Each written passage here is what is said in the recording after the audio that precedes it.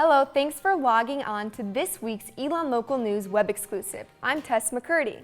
And I'm Elizabeth Bilka. Here are the stories we have for you this Thursday, October 23rd. Students interested in going to grad school are now one step closer to getting their acceptance letter.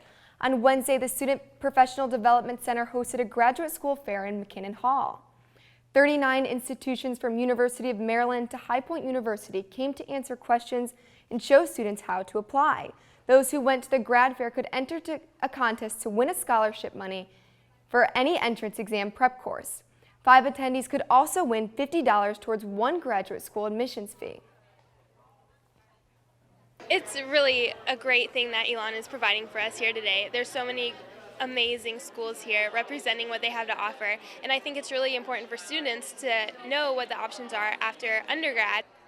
One of Elon's own graduate programs has a reason to celebrate this week with the winning of a National Master Faculty Award. Award winner Patricia Reagan is the director of Elon's Physician's Assistant Program.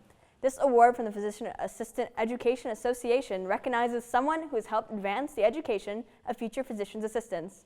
Reagan has worked at Elon since 2011 and has more than 20 years of experience with PA education.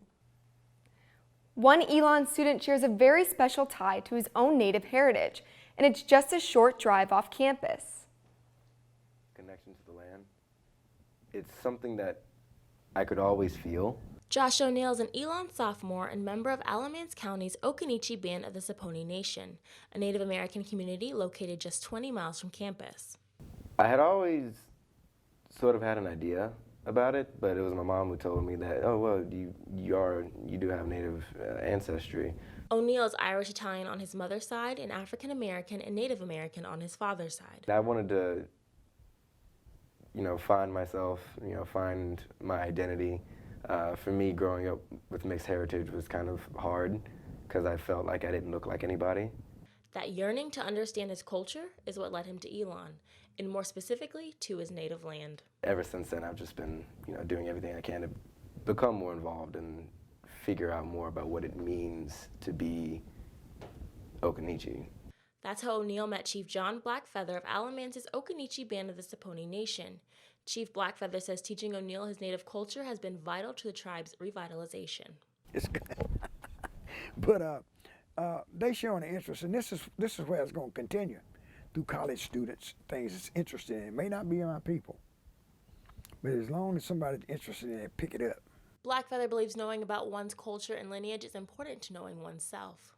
But this is a story. I mean, the wall tells a story. Everything in here tells a story. All my regalia tells a story. And for O'Neill, he says learning and seeing more about his culture has been a remarkable experience.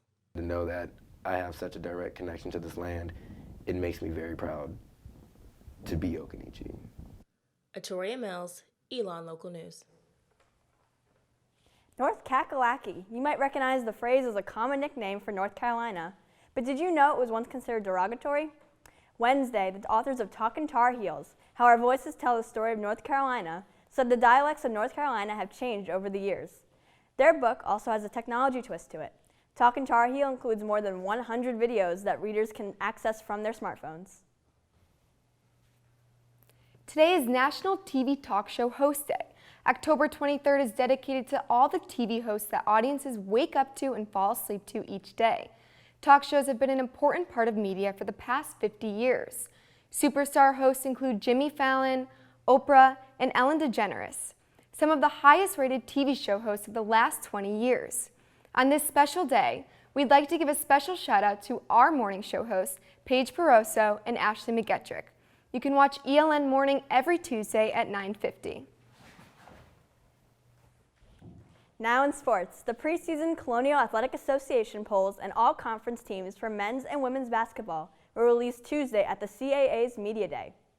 On the men's side, the Phoenix were picked to finish last out of 10 teams in the conference.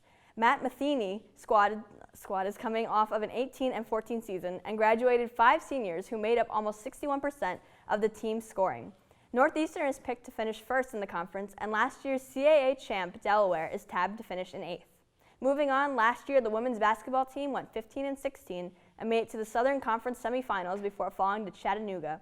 Now in the CAA, the Phoenix are projected to finish 6th in the conference behind James Madison, Delaware, Drexel, Hofstra, and Towson.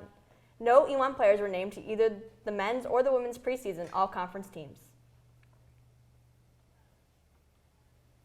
Midterm elections are right around the corner, and ELN has you covered with all that you need to know.